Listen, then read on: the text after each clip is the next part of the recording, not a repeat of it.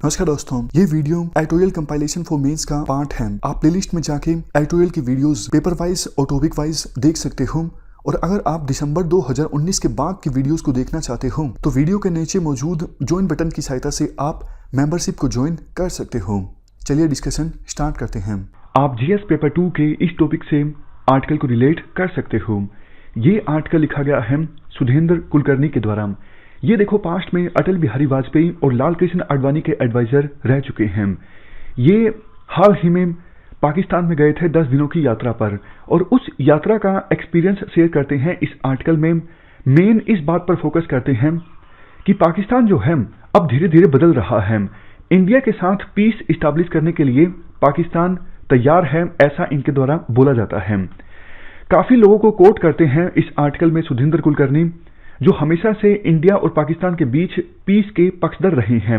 ऐसे लोगों को कोट किया जाता है सुधींद्र कुलकर्णी के द्वारा इस आर्टिकल में, जिनको पाकिस्तान में हमेशा खतरे का सामना करना पड़ा क्योंकि उन्होंने इंडिया के साथ पीस की वकालत की। फॉर एग्जाम्पल इम्तियाज आलम को 5 साल पाकिस्तान की जेल में भी काटने पड़े क्योंकि इन्होंने पाकिस्तान के अंदर इस्लामिस्ट एक्सट्रीमिज्म का काफी ज्यादा विरोध किया और पाकिस्तान के द्वारा आतंकवादियों को ट्रेनिंग दी जाती है, यूज किया जाता है टेररिस्ट का इंडिया के अगेंस्ट और अफगानिस्तान के अगेंस्ट। इस पॉलिसी का विरोध किया। इन्होंने भी सुधींद्र कुलकर्णी को बताया कि अब देखो, पाकिस्तान की सरकार और पाकिस्तान की जो मिलिट्री इस्टेब्लिशमेंट है वो नहीं चाहती कि हम टेररिस्ट को फर्दर यूज करें। परिणाम स्वरूप वो टेरर ऑर्गेनाइजेशंस, फॉर एग्जांपल लश्कर-ए-तोयबा, जो पाकिस्तान में रहकर ऑपरेट करती हैं, इन टेरर ऑर्गेनाइजेशंस के पास फंड्स की बहुत ज्यादा कमी हो गई है। इसके अलावा यह भी बोला जाता है शुरुआत में आर्टिकल में, पाकिस्तान की सिविल सोसाइटी, पाकिस्तान की मिलिट्री इस्टेब्लिशमेंट, पाकिस्तान की सरकार सब चाहते हैं कि इंडिया के साथ अब पीस इस्टेब्लिश हो जानी चाहिए। इवन पाकिस्तान के जो ट्रेडर्स हैं उनकी तरफ से भी स्ट्रॉन्ग डिमांड आ रही है कि हर प्रकार के जो ट्रेड रिलेशंस सस्पेंड कर दिए गए हैं इंडिया के साथ, इससे हमें बहुत ज्यादा नुकसान हो रहा है। इस वजह से इनडायरेक्टली वो पाकिस्तान की सरकार को प्रेशराइज कर रहे हैं कि आप इंडिया के साथ अब पीस इस्टेब्लिश कर लीजिए। पाकिस्तान के बहुत से सिविल सोसाइटी के लोगों को ऐसा लगता है पाकिस्तान की पिछले कुछ सालों से जो रणनीति है एथनिक वायलेंस की, इस्लामिस्ट एक्सट्रीमिज्म की, या फिर आतंकवाद का इस्तेमाल करने की अफगानिस्तान के खिलाफ और इंडिया के खिलाफ, इस रणनीति ने पाकिस्तान को बहुत ज्यादा नुकसान पहुंचाया है और अब पाकिस्तान ये अफोर्ड नहीं कर सकता आगे ये सब चीजें जारी रहें। पाकिस्तान की जो मीडिया है वो भी देखो इंडिया के प्रति इतनी हॉस्टाइल नहीं है कि वो पीस इस्टेब्लिश होने में रुकावट पैदा करे, बल्कि इंडिया की जो मीडिया है वो रिलेटिवली ज्यादा हॉस्टाइल है पाकिस्तान के अगेंस्ट। ये तो देखो ब्रीफ इंट्रोडक्शन दिया सुधींद्र कुलकर्णी ने शुरुआत में अपने आर्टिकल में। अब वो सिस्टमेटिक ढंग से 4 रीजंस देते हैं कि आखिरकार पाकिस्तान में बदलाव की हवा क्यों चल रही है, पाकिस्तान अब इंडिया के साथ क्यों पीस इस्टेब्लिश करना चाहता है। सबसे पहला रीजन देखो ये है, पाकिस्तान के बहुत सारे लोगों को ऐसा लगता है रिलीजियस एक्सट्रीमिज्म और टेररिज्म की ये पॉलिसी जो है, जो पाकिस्तान ने बरसों बरस तक अपनाई, इससे पाकिस्तान की ग्लोबल इमेज बहुत ज्यादा खराब हुई है और इस पॉलिसी की वजह से पाकिस्तान के अंदर भी बहुत सारे लोगों की डेथ हुई है। बहुत सारे सोल्जर्स ने अपनी जान गंवाई है इस पॉलिसी की वजह से।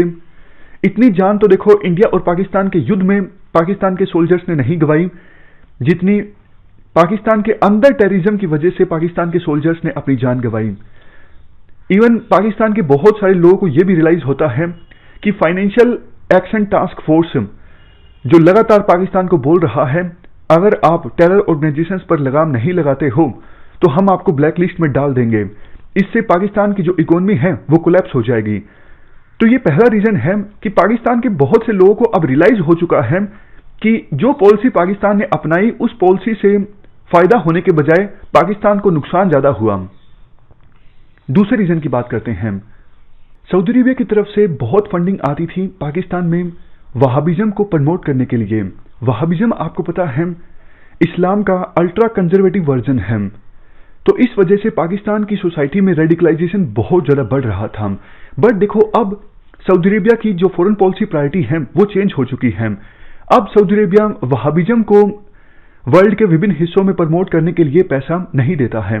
इवन यूएई तो एक स्टेप आगे चला गया है।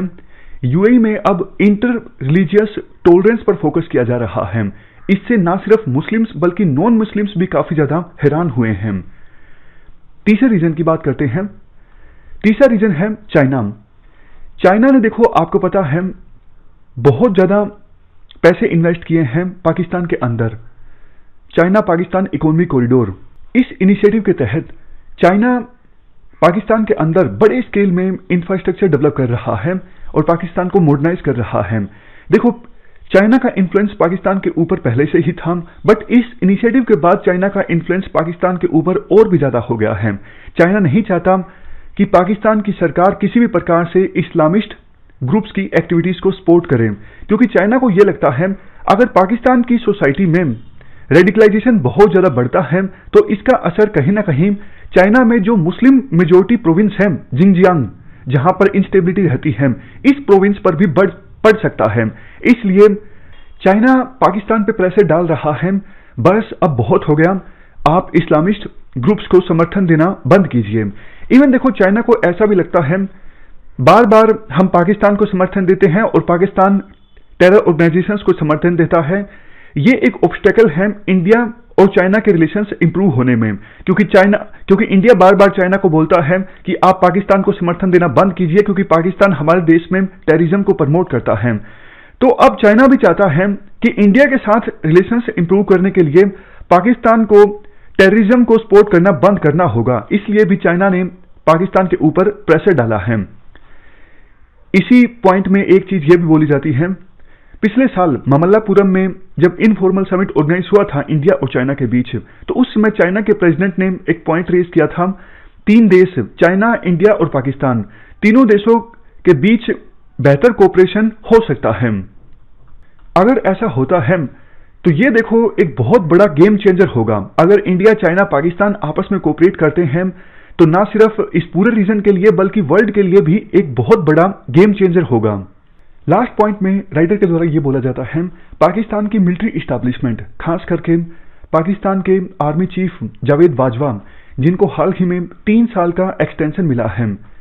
जनरल बाजवा इंडिया और पाकिस्तान के बीच रिलेशंस के नॉर्मलाइज होने के पक्षधर हैं। सुधींद्र कुलकर्णी ये बोलते हैं, मैंने पाकिस्तान की विजिट के दौरान बहुत से लोगों से ये सुना कि करतारपुर कॉरिडोर के बनने में पाकिस्तान के आर्मी चीफ का बहुत बड़ा इंपॉर्टेंट रोल है। मतलब उन्होंने पर्सनल इंटरेस्ट लिया तभी ये कॉरिडोर सफल हो सका। और अभी पाकिस्तान की आर्मी को यह भी लगता है अगर ट्रेड और इकोनॉमी के क्षेत्र में भी कोऑपरेशन होता है इंडिया और पाकिस्तान के बीच, तो इससे पाकिस्तान को बल्कि ज्यादा फायदा होगा। इस वजह से पाकिस्तान की मिलिट्री इस्टेब्लिशमेंट अब चाहती है इंडिया और पाकिस्तान के बीच रिलेशंस नॉर्मलाइज हों और ट्रेड और इकोनॉमी के क्षेत्र में भी कोऑपरेशन बढ़े। लास्ट में राइटर के द्वारा यह बोला जाता है कि एक सोर्स ने मुझे बताया इवन पाकिस्तान की आर्मी कश्मीर इशू पर उस फॉर्मूले पर राजी हो सकती है जो जनरल परवेज मुशर्रफ ने डिस्कस किया था हमारे पूर्व प्रधानमंत्री अटल बिहारी वाजपेयी और डॉक्टर मनमोहन सिंह के साथ। क्या था ये फॉर्मूला? इस फॉर्मूले में देखो ये था, इंडिया के पास जितना अभी कश्मीर है वो इंडिया के पास रहे और पाकिस्तान के पास जितना कश्मीर है वो पाकिस्तान के पास रहे और बीच में जो एलओसी है उसे इंटरनेशनल बॉर्डर में बदल दिया जाए। मतलब अभी वो जो टेम्पररी लाइन है इंडिया और पाकिस्तान के बीच उसे परमानेंट लाइन में बदल दिया जाए, लेकिन बॉर्डर ओपन हो। मतलब पाकिस्तान के कश्मीर के लोग आसानी से इंडिया में आ सकें और इंडिया के कश्मीर के लोग आसानी से पाकिस्तान में जा सकें। कहा यह जाता है 2006 के आसपास इस फॉर्मूले पर सहमति बनने वाली थी लेकिन बन नहीं सकी और बाद में 2007 के आसपास मुशर्रफ जो थे वो गद्दी से चले गए। इस वजह से ये जो फॉर्मूला था वो ठंडे बस्ते में डाल दिया गया। वेरियस एक्सपर्ट्स के अनुसार यही एक रियलिस्टिक फॉर्मूला है कश्मीर इशू का समाधान करने के लिए। बाकी देखो कोई फॉर्मूला कश्मीर इशू को सोल्व नहीं कर सकता है और अगर इस फॉर्मूले को अपना लिया जाता है तो इंडिया और पाकिस्तान के बीच पीस इस्टेब्लिश हो सकती है और इससे दोनों देशों को बहुत ज्यादा फायदा होगा। तो ये हमने आर्टिकल डिस्कस किया। इस डिस्कशन में फिलहाल इतना ही है। Thank you very much for discussion.